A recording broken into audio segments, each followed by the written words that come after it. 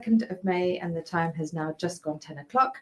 Welcome to Mother's Planet, a show where there is always something to talk about in a productive and beneficial way. I am your host, Neelam, and joining me in the studio this morning is my special guest, Sister Imrana. Assalamu alaikum.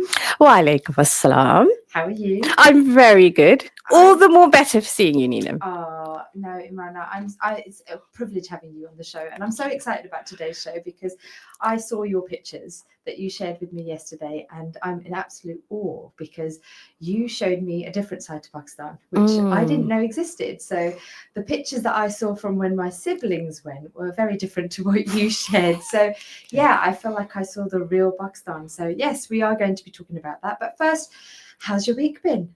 Alhamdulillah, it's been good. I'm just started a new role just as I got back actually from Pakistan, so it feels a bit of a whirlwind. But alhamdulillah, it's all good. Yeah. Oh wow! And enjoying the sunshine? Yes, I mean obviously not quite as hot as Pakistan, Yes. but it's still nice. It's still nice, and need to make the most of it, I think. Yeah, absolutely, because it's feeling a bit dull this morning. Yeah, it is, isn't I it? know. Yeah.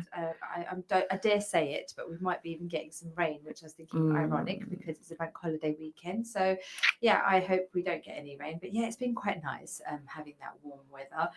So, listeners, we are live on air, reaching out to all our listeners in Luton and surrounding areas through the airwaves at Inspire FM 105.1 FM.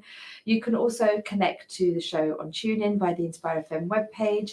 And we are also streaming live on the Facebook page, where you must give the show a thumbs up and also have the opportunity to share any comments around today's topic. As always, I am taking in WhatsApp messages or text messages in the studio on the studio number 07779 481 822.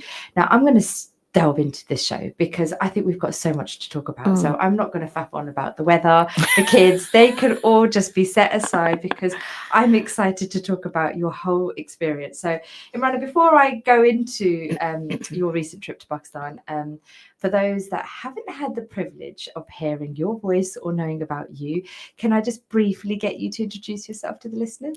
Of course. So I guess the first thing to say would be that I do host the book club show on Tuesday mornings on Inspire FM, which is obviously really, really lovely. I also am a freelance creative producer. So that basically means I work a lot with artists and arts organizations on different projects. Yeah, like I mentioned, I've just taken a role with Luton Council. So slightly long-winded title, but I'm job sharing, and it's the Arts and Culture Project Commissioner for Luton Arts. Wow. So that's exciting. Yeah, and there's a lot happening at the moment with Luton. Yeah. Where, with us getting in the Premier League and staying in the Premier League, it's the investment in the town has been quite immense, and I know that that's one of the areas that probably will get looked into. Yeah, my children are very excited because there's going to be huge investments in the town, so a lot of change coming towards the town. Now, so Imrana, so we have Imrana who is going to be sharing her recent trip to Pakistan, and not only did Imrana go on her own. Now, I believe it's the first time you've taken your daughters. So is it their first time? It's actually our second, but it's been a while. It's been a big gap. I think we went back into 2017, so obviously they were much younger. So yeah, I think the experience is completely different this time. Yes. And obviously their stages of life, they've changed because how they wear hijabs now, which they didn't then. There was a whole different experience. So I'm really keen to hear a lot about this. Firstly, before we delve into it, Pakistani culture. What does this mean to you? Yeah, I mean, it's a really good question. I guess I didn't really think about it explicitly, but for me, definitely, I think, it's kind of evolved as I've gotten older, but it's just part and parcel of what I would view as my identity. I think it's just something that, I guess to some extent, when we were younger, we were visit Pakistan often, like every couple of years. So it's always felt like, this notion of going back home, quote unquote. It always felt like that. So I think there's something there about both having relatives in Pakistan and that kind of sense of connection to the country, but also to the people. And I guess how that's shaped my identity, even though obviously I'm not I don't live there, obviously, Mm. being born and bred in the UK. But yeah, I guess it's something about identity and heritage for me personally. Yeah, yeah. And how important is that to you? Gosh, I'd say it's really important, but again, I think when I was younger, maybe didn't appreciate it as much. It was just one of those things like, I mean, I'll be honest with you, it used to be like, oh man, we're going to Bucket. Can't we go to a different country for Yeah, holiday? yeah, This kind of thing. I think when we were younger, not really appreciating actually what yeah. that meant. Mhm. But now being a parent myself, I'm really understanding that actually, gosh, and actually, if I think it would be all right to say that for our generation parents, maybe, in my opinion, even more important, because Mm. whereas our parents' generation was slightly different, they were, majority of them were kind of born there Mm. and then came over. But for our children, who are even more kind of at a distance, I guess, yeah, I kind of just feel it's just a big part of, I think, understanding of where we've come from, to understand like where we are at the moment. Yeah, we've got a big part to play to try and fill that gap, to try and make them Yeah. understand and appreciate. And Mm. I was having this discussion with my husband, and he used the term monoculture, and he said that Mm. we're living in a time where we do have this monoculture, and you can go Mm. to other countries and they still have the basis of what your Pakistani culture, to so to speak, Sure. has. So we've been to Morocco, and there's certain things that they do there, or the way they Mm. practice things. I think, oh, actually, that's part of our Yeah. culture too. So we Mm. have this war almost about, Yeah. actually, that's from us, not from you guys. But Yeah, yeah, yeah. we are living in a time of monoculture, and Mm. I think what I wanted to ask is, do you think that, as obviously as a parent, now that we've Mm. had children, our mindsets have changed. Do you think your view of the Pakistani culture, or this monoculture, has evolved or changed over the years? I guess, now, as a parent, I guess the first thing about, in terms of the monoculture, I think because something quite specific when we talk about, Pakistan, or to be honest, even to some extent, any place kind of in the subcontinent, but because for Pakistan, so much of it is rooted within the fact that it's a Muslim majority country. Mhm. I think that is because this the concept of the ummah, you can literally go into any other Muslim majority country and still feel that sense of commonality. Yes. And I think that idea of kind of potentially monoculture is kind of apparent. Mhm. But yeah, but I guess at the same time, I think it's really beautiful to see like the diversity within that Mm. kind of space, because you could be like, obviously in Pakistan, you could be from a particular place, it could be a city or Mm. somewhere rural, or and then it's amazing to see how different people live Yeah. their lives. And Yeah. yes, of course, some of it is down to kind of economic, socioeconomic reasons. Yes. But even then, like, the vibe within half an hour drive in Yeah. Pakistan is completely shifted. And, to some extent, it's the same in the UK, but I think it's really quite apparent, I find, in Pakistan anyway. Mhm. And yeah, and I think for me, I just really wanted my daughters to experience that. Yeah. I think the last time we went, my family's originally from Jhelum.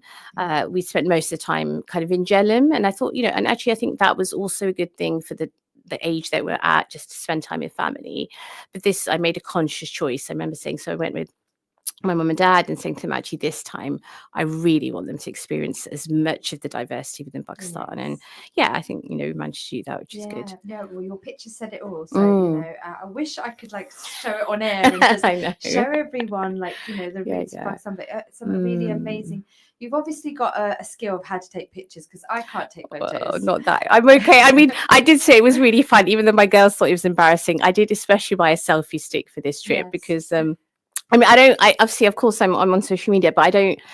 Yeah, I mean, I'm not great with selfies, but I literally did this. You know what? I'm just going to overcome that kind of hindrance I Yeah. have, just for the fun of it, because I thought, Yeah. I really want to capture as No. much as I can. But anyway, that's kind of a side No, point. no, But that's perfect. And you know what? yeah, These pictures could go viral, honestly, because there's some some of them. really good snapshots that you've got, Yeah, and some nice ones. it's real Pakistan. Mm, And just to finish up about culture, identity, and everything yeah. here. So do you think it's important for diaspora families Mm. to nurture this Pakistani culture? Yeah, I think there's probably not like one answer for all. So, to be completely transparent, me and my husband have very different views when it comes to things like that. Because I think he's very much, he, for example, doesn't maybe have as much family as I do. In Pakistan, so maybe I feel anyway my connection to the country is a bit stronger than his, and for that reason I think it's not maybe necessarily a priority for him. I think it's like, okay, fine, you want to go Pakistan, like, but yeah, so it's interesting. Personally, yeah, I think so, absolutely. I think that there's two reasons for that. One that I already mentioned, this idea is quite important for me, I think, for young people to know, look, these are our roots, and and how does that play out then when you are part of the diaspora. But secondly, the culture and the history of Pakistan and Pakistani culture is so rich. I mean, it's just like there's so much that we can still learn. And I know obviously sometimes, you do get a negative portrayal of Pakistan. Of course there are, there's multiple problems,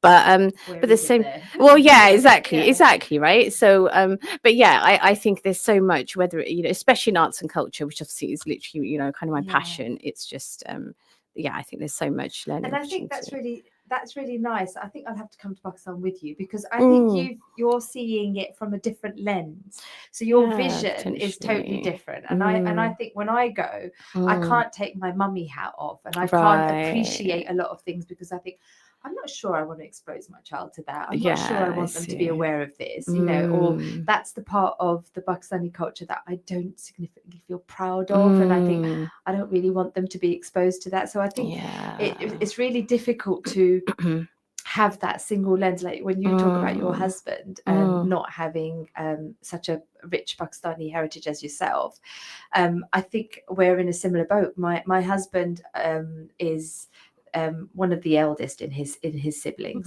whereas I'm the fourth one down. So I saw how my older siblings were, and my eldest two siblings grew up with my aunts and uncles, so they've got a very rich Pakistani appreciation. Like my sister to date will, on Pakistan Independence Day she will dress in green, and really she's very patriotic about it. But I don't feel that same passion that she does. But she's she has Imran Khan phone cover on her phone, so she's really into Pakistan, whereas I don't have that much appreciation as she does. But I think it's because her knowledge and experience is totally different to what I have experienced. I mean, I experienced it from a very young age, and all I can remember is going there and not ever being well, and the heat being too much, and the mosquito bites just never ending. And it was I just had very traumatic experiences. My most recent one was just before I got married,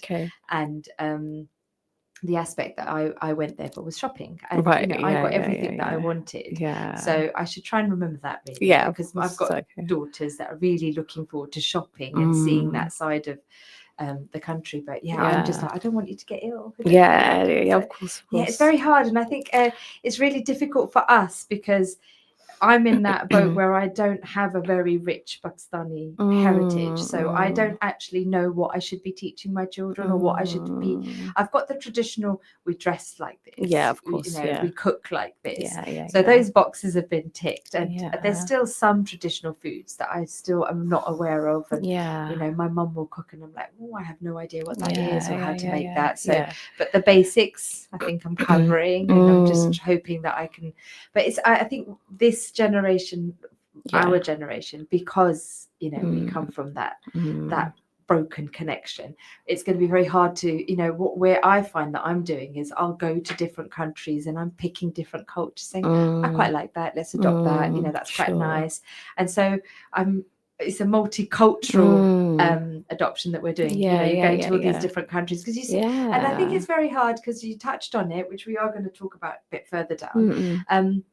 When you see religion, because we are Muslim. So when you go to a Muslim country and it's a different culture, they're not Pakistani, and you see something of your faith happening or being practiced, you feel a different form of connection. And so I think that's where the challenge comes.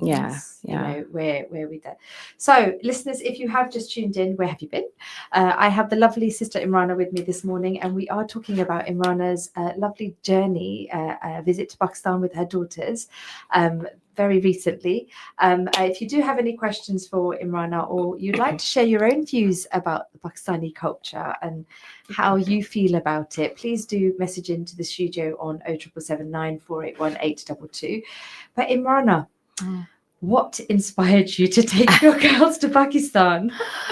Yeah, so like I mentioned, obviously we went back in 2017, and primarily actually, so they were already maybe about 6 and 8, and even then I remember thinking, oh, like they're kind of at an age where so they can still express their opinion. They might completely hate it, and actually they didn't. They really loved being just with family, and I think they felt a sense of freedom, because I remember one of the days, this is about on that first trip, and them just seeing young children just going in and out of people's houses, and because you know Jhelum is more of a town, it's not like, you know, a city. And I think my eldest said that, like, are there no rules here? Like, you know, and it was so funny because there was a sense of just having a bit more sense of a safe space, I guess, to some extent. And so at that time we'd stayed at my hala, and obviously you've got you know, you've got courtyards in Pakistan, obviously, because the houses are bigger, and just having a swing inside, you know, so something you wouldn't find in the UK, and that those kind of slight novelties, I think they really appreciated. So primarily it was the reason I thought, okay, you know what, they really enjoyed it then. Personal reason, I have halas there, I have lots and lots of cousins there, so for me there is still always that connection of, oh gosh, you know, you start obviously missing, you know, family a little bit. And so I guess that was kind of the second part of it for myself. And yeah, and I think because you know, obviously in the UK, working with artists, working with arts organizations, and when, as somebody I guess who is Pakistani, who's Muslim, you obviously in this country, I guess, end up working in spaces which tend to be majority kind of white middle class. And I kind of always feel like I don't get that opportunity to really immerse myself in our own heritage when it comes to maybe the work I do. And I knew that, you know, for example, if I was 10 and going to Badshai Masjid, I was like, oh, okay, this is a mosque. And not really thinking much of it. But to go back now and to think about the Mughal period, to think about the architecture, to think about why certain decisions were made, and you know, for me to do that now that I'm older, but also as a parent, I think, it's just so lovely then to appreciate it in that way. And were there some reluctancy from your daughters, like, oh, mum, do we really want to go, or do we have to go? It's going to be hot. No, actually, they were really excited. I think in terms of the weather, we knew from mum and dad saying, actually, you know, this is. So we went in Easter, the weather's still relatively, you know, it's not too like unbearable. I think the most it got to when we were there was 38. But again, nowadays, obviously, Pakistan has changed. You know, most people do have kind of air conditioning at home, for example. Again, obviously it depends where you are, but or you know, the shops and things like that, and you know, so it's not too bad. Having said that, a couple of days the Bijli did go, so that was pretty so and actually I was shocked because I just well, I mean, everyone has those generators now, so it kicks in, but obviously again for my mum and dad, obviously they live majority of the time here, they only go back so often, so they don't actually have one of those generators fitted in. So when the Bijou was going out, all of our relatives were fine. We're the ones from the UK who were a bit struggling, you know, so that was quite funny. I mean, it was, and obviously they do it mostly when there's because there's a couple of like kind of stormy kind of nights and things, so they turned it off. But I've completely forgotten what your question was, but the girls' reluctance. Oh yes, no, they weren't. I think they were fine. Obviously, once we were there, there were challenges, like you know, for example, I might talk about later, but we went to Murray, which is obviously the mountainous area, and amazing. But you know, the challenge became on the way, if you need to go to the toilet. Where can we find the English toilet? Because the squat toilet is an absolute challenge. I mean, I myself dread it. So things like that, which were then, you know. That's still, I know. But, you know, that will always be a challenge. Yeah, well, I of don't think course. that's, but you say Murray, I remember Yeah. we went, and when we Yeah. went with my siblings, it was raining that day, so I don't understand what Uh, possessed us to do it. And yeah. all I remember is the car just going up a Yeah, mountain, and yeah, it was yeah, just yeah, getting yeah, higher and yeah. higher. And my It brother, is. bless him, he had a Yeah. temperature, and you could see like steam Oh, coming off his shirt because he was oh so no. hot. And he was like, "Are we gonna ever get there?" So Yeah. I think if I even mentioned the word Murray to him, Yeah, it's he would be like traumatic. pass Yeah. out, because he He had a, remembers. but the ski lifts, they were okay with Oh, it, because yeah, they're yeah, not yeah. like, they don't have UK standards of seat belts or anything. It's like jumping on and off. And Yeah, I remember yeah. looking down thinking, okay, it's just greenery, so Yeah. if we fall, it's okay. How are the girls with that? I was more scared than they were. I mean, to be honest, I Okay, think they were yeah, fine. So yeah, I mean, I think there is though, because as you get older, you understand maybe the yeah, the risks a bit more. fear, yeah, But I mean, gosh, like the views are just priceless. yeah. Like to go on that chairlift, and now I don't know whether it was. I don't remember it being, but they've introduced now a cable car, so you can go even further up. Oh, But you actually sit okay. in an actual cable car. Oh, But yeah, so at one point, I don't know, I don't know if I posted this one on Facebook, but I was, when you're coming down, we're so hot, you realize how high you are, and I start reciting the Gulliver because I was really getting scared. It was really, really funny, but oh, but no, yeah, I mean, Muddy's an amazing place, and in terms of the tourist areas, Pakistan really are focusing. They really are trying to develop. I mean, just to mention that on the flip side, that kind of discontent, I think, was a little bit there, where you can go into these, like the big masjids that are there, or these various places, and you know that there's not reconstruction. What's the word I'm looking for? Renovations are renovation, yeah. happening, but at the same time, you just think, but what? Like, it seems to be taking so long. So my mum's been a few times because it doesn't seem to have progressed much, Progressed, and you right. really do question the money that Funding, should really be yeah, going. Like, where is it going? And then that idea of the feeling of corruption comes out, and you feel a little bit yeah, disheartened by that. But of course, again, it happens in all countries. It's not just yeah, Pakistan, um but yeah, so I think there's a flip side. I think there's a lot of development in the tourist areas, which is fantastic to see, but obviously yeah, there's pockets of yeah. neglect as well, which is sad. Absolutely, yeah. And I have to talk about one of the photos that I Mm. saw, which was where you go right up to the border, the Indian border. So talk to me about Yes. that, and how was that for the girl? Because Mm. when you see it on a map, you think, yep, they're neighboring countries, but you Yeah, don't yeah, actually yeah. physically Appreciate. understand it until you actually get to a gate like that, and that Yeah. the other side is actually India, Yeah, and yeah, it's yeah, yeah, yeah, just yeah. that's how close it is.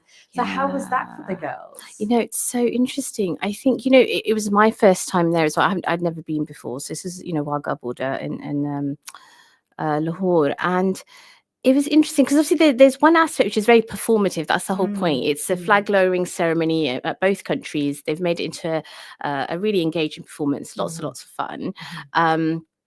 But yeah, I mean, really kind of blows your mind, because again, obviously, as someone older and understanding that, obviously, about partition and independence, you really have these thoughts on the back of your mind.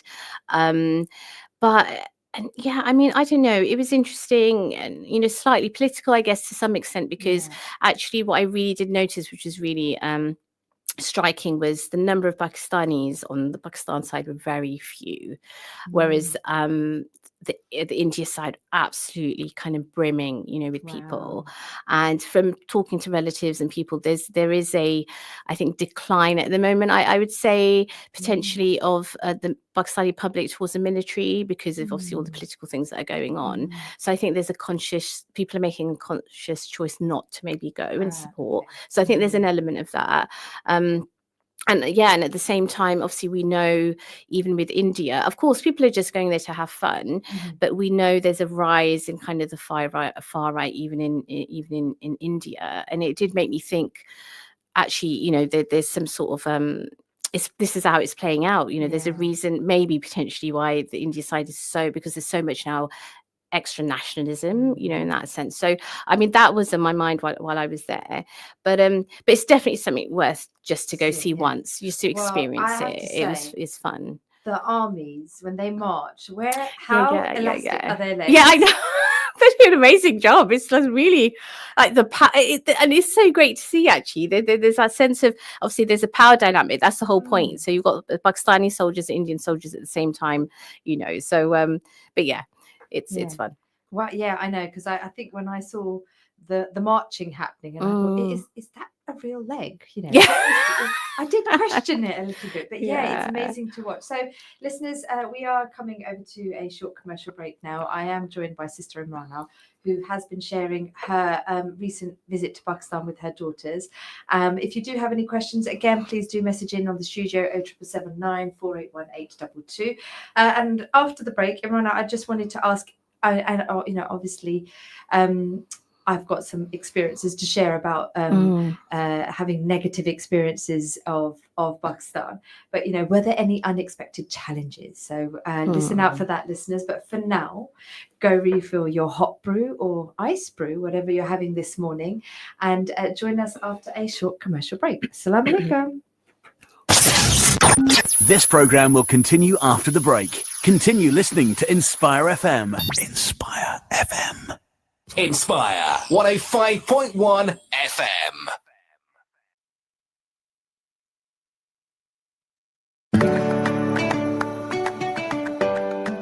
The countdown is on. GCSEs are almost here. Now's the time to double down, sharpen those skills, review what matters and push through. Flashcards, past papers, mock tests. You know the drill. Every minute you invest today is a step closer to success. Stay strong, stay positive. You're almost at the finish line. Landlords, let us take away the hassle of letting your property. Our comprehensive services include tenant vetting, rent collection and service charges, maintenance and repairs. Ideal Properties has 2 branches and have been established over 20 years and have gained a wealth of knowledge and experience. If you are thinking of selling or letting your property, then speak to a member of our knowledgeable team about a free no-obligation market appraisal. We can also offer guaranteed rental income. Contact us on either Luton 721110 or 696050. Ideal Properties. Service with a smile, whatever your needs.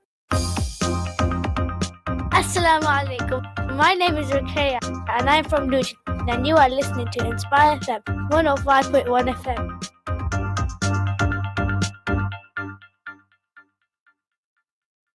Universal Clutches on Cosgrove Way in Luton offer more than just clutch repairs. We also now cover MOTs, servicing, brakes, suspension and vehicle recoveries.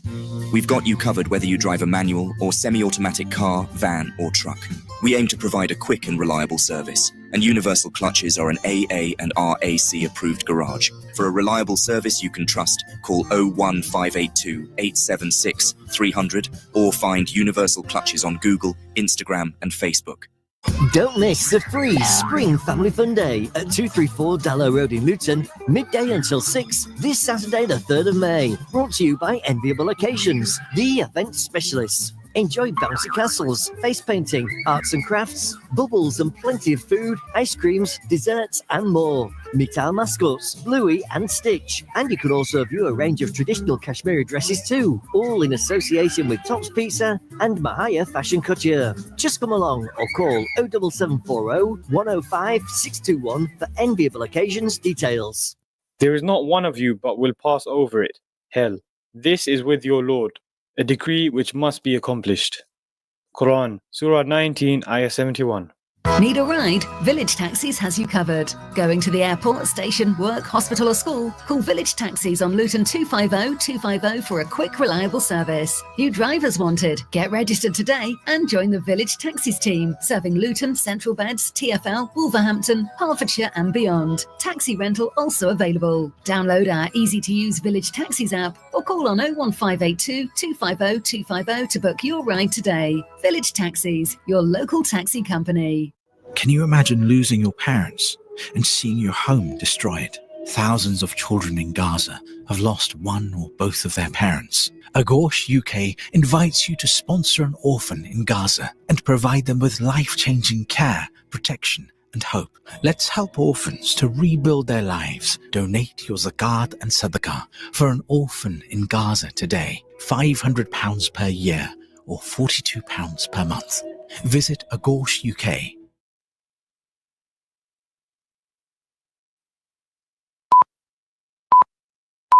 From the studios of Inspire FM, the time is now 10:30.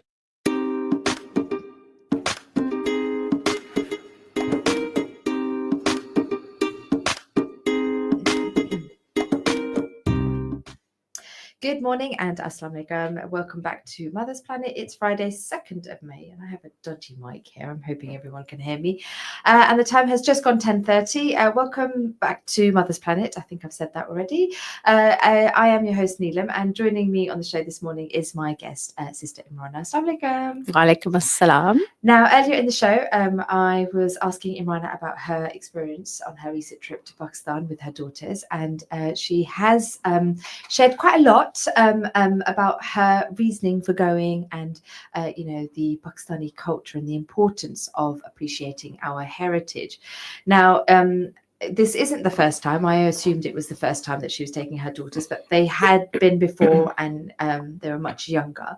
So now going as older girls and experiencing that. I asked the question just before the break, did you encounter any challenges? I mean, it's going back to what you mentioned earlier about kind of getting a little bit ill.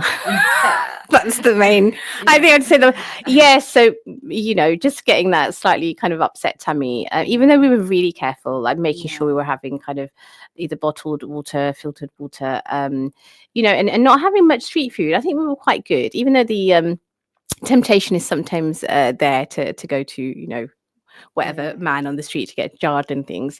But yeah, I mean, despite that, we still got a little bit, ill, but I definitely see it as the fact that you literally are in a different country. I think, I don't remember. Yeah, of course we used to get, ill when we were younger, but yeah, I think that was the main one, because then you can't really enjoy your trip when it's, and it was only for a day or two. I think each of us took turns though. I was probably got ill probably more at the beginning, and I think I basically what it was is obviously because you got relatives and everyone's being really kind and bringing food and cooking food, and obviously homemade is best.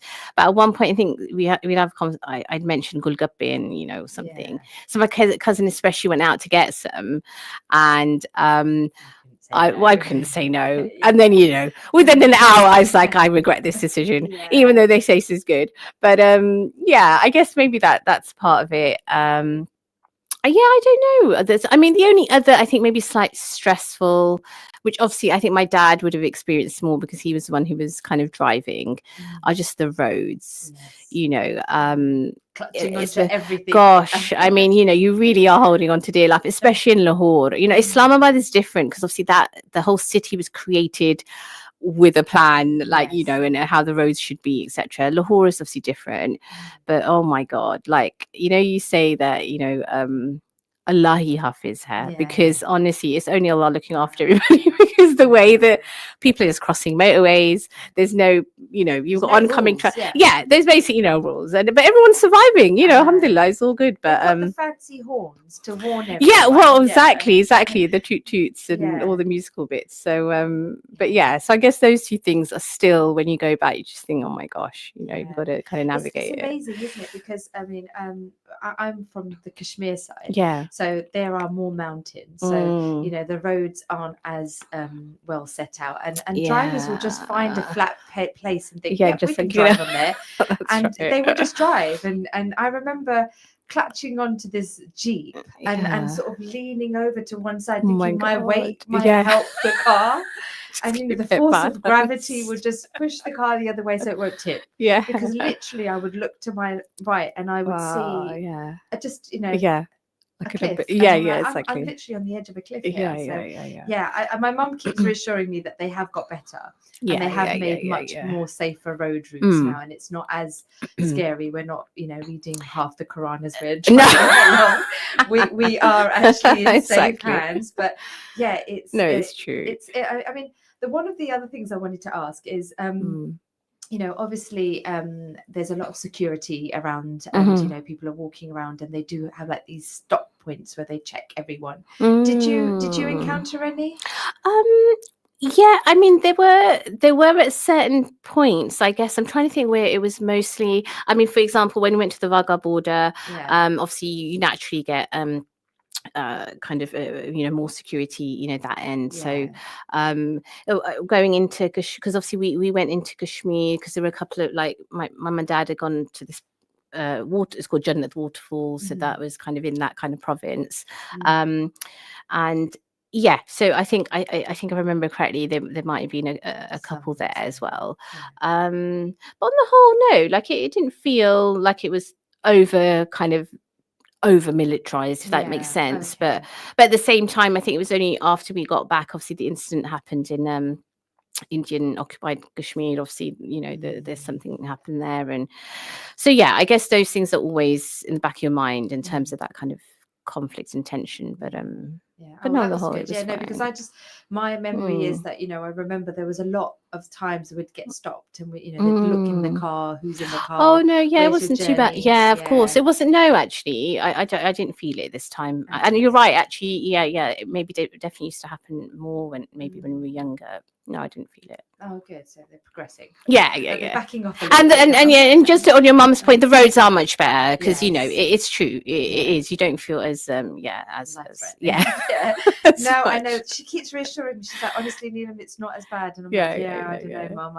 I've got. I think there was one point where we were driving and the driver, for some reason, thought that he could take this ditch, and it didn't happen, and the car got stuck. Oh my God! And so we all had to get out, and they had to push the car, and I was just like, "This is not right." So it was, it's trauma. But Mum's like, "No, it's not like that now, so it's all good." But so was there anything in your trip that you can recall that actually pleasantly surprised you? That you thought,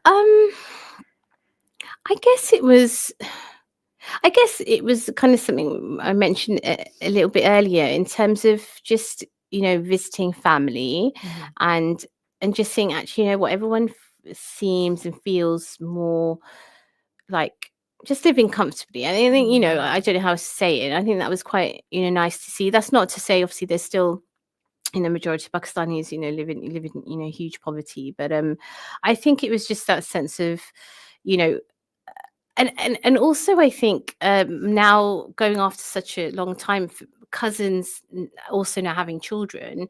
So I've gone back with teenagers, they now have teenagers. But when you meet somebody after 7-8 years and then you it's really strange because you realize how much time has moved on. Like, for example, there was technically she's my auntie, even though she's not much older than me because she's my dad's. You know how it works sometimes. But yeah, no, I remember. So I haven't seen her again. Nearly a decade or whatever. And she was introducing me to somebody, and my initial walaikum salam. We sat down, carried on talking, and she goes, "Oh, this is my daughter," and she was like 19, and I was like, "How did that happen? Like, how do you have like a 19-year-old?" But. And it was so nice, but it was nice. It was nice because she thought, like, for example, she's studying, physiotherapy that's what she wants to go into. And so-and-so is doing this and that. And so that, it felt really positive and nice. And then for the girls to also then, or for me to go, these are my girls, they're all grown up. And so I think I hadn't anticipated that because in my head, I was still stuck in, oh, there's my khala and there's my cousin. But now seeing all the families are growing and and everyone's they've got kids and little babies everywhere and so that was nice. And I guess another thing which has moved on, which I only hear from my siblings when they're gone, is the education system. Now it's not stuck in this rut of girls have to study a certain thing, and it's quite nice. It's refreshing to hear that your niece, so be it a niece, I think, technically, is studying physiotherapy. So girls are being given. I mean, when I went, I think most of the girls there were studying accountancy, and I was like, wow, they can do accountants. They're not doing anything related to the home or medicine. So it's quite nice to see that aspect, that the education is moving and there is more drive now to get these children educated, and education is actually at the forefront now where people are considering education. I wanted to ask because every time from what I can recall, I remember when we went, my cousins would always sort of challenge us with big words, say, "Can you spell this? Can you read this?" Or how academic we were, and you know, what do you want to be? And if it wasn't anything medically related or professional, it would be like, "What's that?" Coming from your background in the role that you're doing, how did you get questioned? Was it like, "What's that?" Or you know, how was that? It's an interesting question. I mean, I probably didn't speak much about work there. And I'm thinking, wait, maybe that was my own perception of no one's going to understand. And, you know, so, I mean, my mum still does this thing. She's like, "Oh, my daughter's a teacher," even though I was a teacher like over. It's just easier, isn't it? Just to, so yeah, but at the same time, I think people really did understand that I'd made like my intention this time really was to go. I mean, I keep calling it sightseeing. Obviously, it's more than that, you know. So I think they really did understand like the why I especially wanting to bring, you know, the girls there. But you know, at the same time, Mum was kind of saying, "Oh, you know, she's been on TV on Islam channel," or, "Oh, you know, she does the radio show." So there's certain things my mum was doing, which were kind of the more fluffy, nice bits, you know, of so that was nice. I know, so I know somebody was like, "Oh, you know, I really like to listen to your show," or, you know, "What's the link?" You know, so those things were kind of nice. Your moment of fame. Yeah, exactly. But so yeah, I don't know. I guess I didn't overly maybe talk about work, but I think, you know, it was just I think people maybe got, you know, the some of the work I'm doing anyway. So overall, from your trip, do you think this? I mean, I know it was a very short time that you went for. So you know, I remember when we were young, the 6-week summer holidays would be spent in Pakistan. Exactly. You know, we would. I mean, now to think about that, even to do that, it's a cost element. It's not even. It's not even like. So I always think that, you know, our parents did it, so it's an appreciation that they actually took that time out.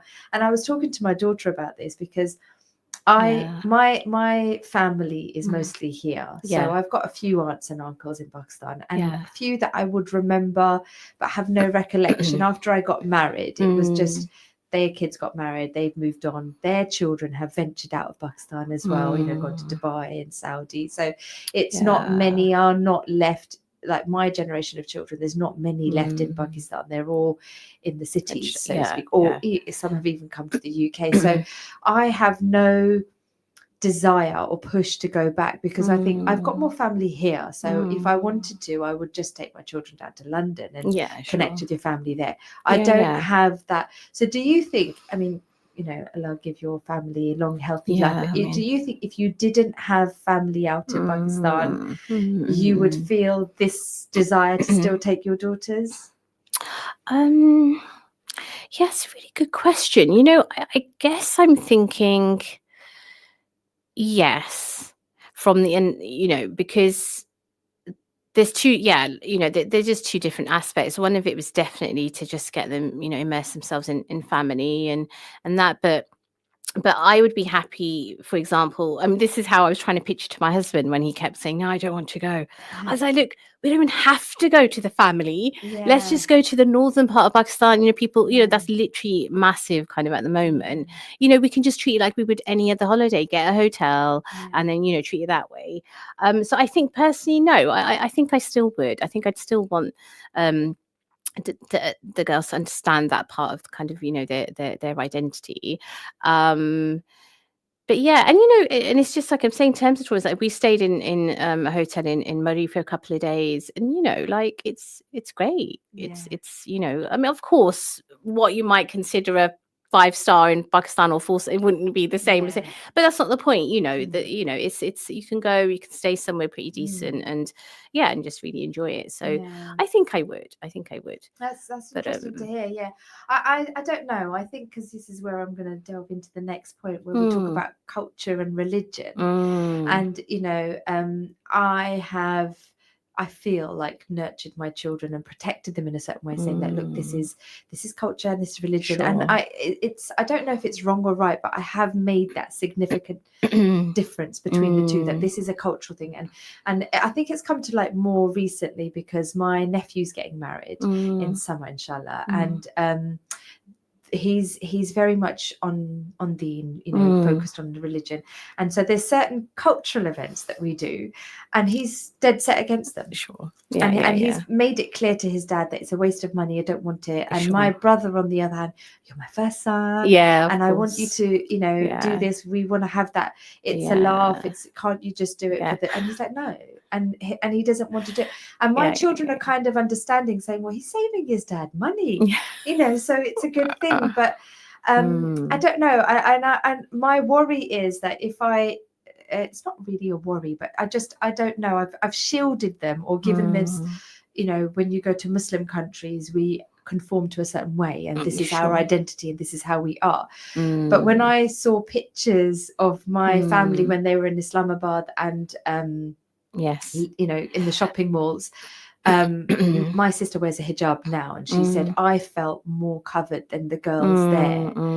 And you know, and it's not just about they had their hair out, it's the attire, the clothing that they would wear was very modern.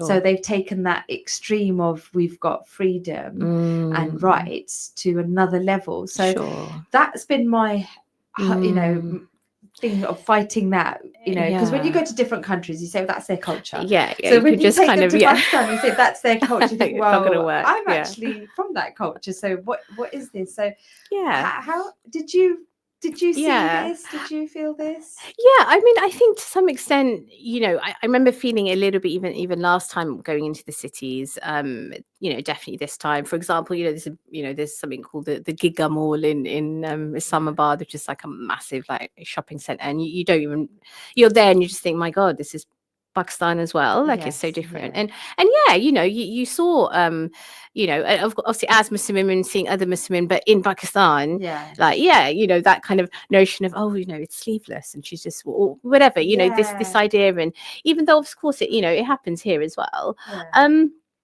I think for me, like when it comes to those conversations with the girls, it's always been that actually, you know what, you know, as human beings, everyone is so different, and you know these conversations are complex. You know, you require that nuance in those. That at the end of the day, everyone does practice or not practice religion different way, and trying. I mean, of course that there's sometimes, you know, we do have a sense of judgment, but at the same time, just trying to look at people in I guess a non-judgmental way. And you know, so that way I think if you're able to maybe instill that type of thinking, you can just think, okay, you know what, maybe this particular person wasn't brought up with certain religious values, but they do have the cultural values, let's say, you know, wherever that might be. So, you know, that person might still be wearing spark kameez, but maybe this is about sleeves. So you just think, oh, and in this, I think, because we have been born and brought up here, our sense of trying to hold on to our cultural religion is very different, you know. So times have obviously moved on,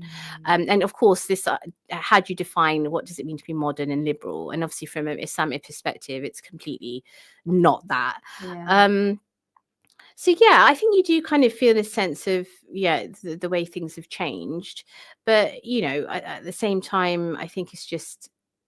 I think instilling in the girls, what your faith values are. And, you know, it's something I think you mentioned as well, just taking the positive aspects. And, you know, so of course there's positive and negative aspects in all cultures. But there's a lot of positive things in Pakistan, whether it is about how the akhlaq you have with your family.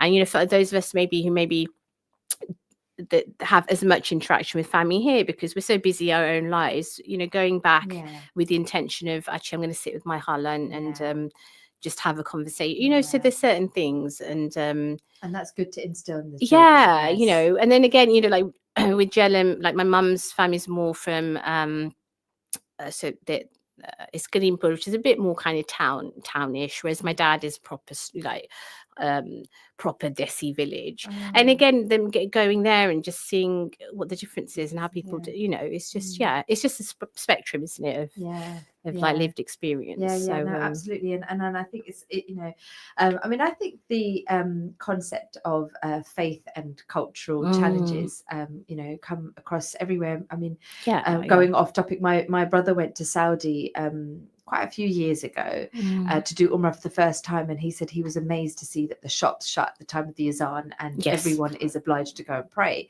But very recently my sister went, and she said that the shop's shut, but there's no obligation, there's no security now walking around pushing people to go and pray. It's left on the onus of the people. So so she said they don't have really the time or the resources probably to go and monitor everyone of praying. course, So those things are changing, and that's where wherever you go, we're going to see that cultural faith clash. Whereas you have to make that decision. I'm going to be obedient to my faith and not let my culture override certain aspects. And I think it's being, as we say, selective about certain things that we do. I mean, my big thing about culture, because I feel very proud, especially like when we go to places like France and I make a dish and I'm like, this is a Pakistani dish.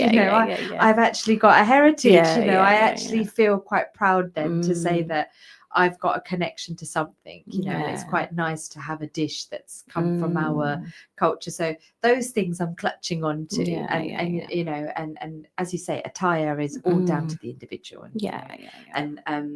So do you think the younger generation, I'll have to snap on now because I'm looking at time, but do you think the younger generation is going to struggle more with defining culture and religion, or do you think my nephew's side, I'm seeing a totally different side because they are very faith instilled. So do you think we're going to lose a lot of our Pakistani culture as the younger generation gets older? I think it's possible because we've already started to some extent losing the connection to our mother tongue, whether it's Bari, whether it's Urdu, whatever. There's I'd say unfortunately kind of a decline in that, and so naturally, once you start losing the language, you start losing those access to books and music or whatever it might be because it's in a different language and you don't really connect with it anymore. So I think that there is a risk. Doesn't necessarily mean it's all negative, because like you said, we're maybe the younger generation who is practicing is really holding on to their faith and the deen. But at the same time, I think what we don't want to do is kind of present Islam, like going back to what we were saying, about monoculture. Islam has never been and was never this just one thing. Islam has always reflected the community and the culture it's been in. So you back in whenever it was, you could have gone to Sudan or you could have gone to Ethiopia or whatever, and it would look very different to how it looked in India and Pakistan. Does that make sense? So I think sometimes I do feel the younger generation that they become quite rigid and narrow in terms of what Islam should be, and it shouldn't. So even if we take the concept of a hijab, of course we know fiqh-wise there's a certain way to wear it, but what we shouldn't do is look at a woman wearing the batta in Pakistan and say, but she's not, because ultimately actually chadars and the batta is how Islam came into the country. So you don't want to snatch that away from somebody and then that kind of judgment. Does that make sense? So of course you can look at something from an Islamic lens and want to adhere to it, but at the same time say, actually, we need to be really flexible and gentle and compassionate with people, because that woman who's wearing the batta might still have exactly the same intention of wanting to be modest. I mean, that's just like a random example, but I think that's a brilliant example. And that's a really nice way of looking at it, actually. Thank you, Imrana. No, it's fine, no, I think if you could pass on one cultural value or lesson to your children, what would it be? I would kind of, the word that comes to mind is just appreciation. Just always, I hope that they will always appreciate what culture or any aspect of their trip to Pakistan. And I mean, for them, I think also being able to spend time with their my mum and dad was so rich and meaningful. But I just hope they appreciate those experiences and somehow they take it with them in whatever that may look like. But so I think something like that. And I think it's really nice that you did the trip with your parents because they they got to see the traditional perspective, not our modern view. No, of Pakistan, exactly. Not how we wanted them to see it. That's they actually right. got to see it. Because my siblings, when they went to Pakistan, they made it clear to my dad and mum that you have to come with us because Pakistan better than we do. Yeah. So my dad actually took them to, all the side routes and all the, and said, this is the core Pakistan. So the kids really valued it. I mean, some of my nephews were like, there's not a PlayStation around here. No. There's not this, and as you say, when the electricity would go, it would be like, hell letting loose there. But, that's just because we've got a accustomed to living a way that we live here, but when you go there with the mindset of actually this is embracing this culture, and it's nice to go with somebody like parents where they can actually show the true aspect of Pakistan and not our filtered down version of Pakistan. So and I think that must have been an amazing experience for them. And I think you have shown the girls the value of connection and ties with the family there as well. So, Angela, I think you're underestimating that aspect of it. Okay. But listeners, we have now actually got about 50 seconds left of the show.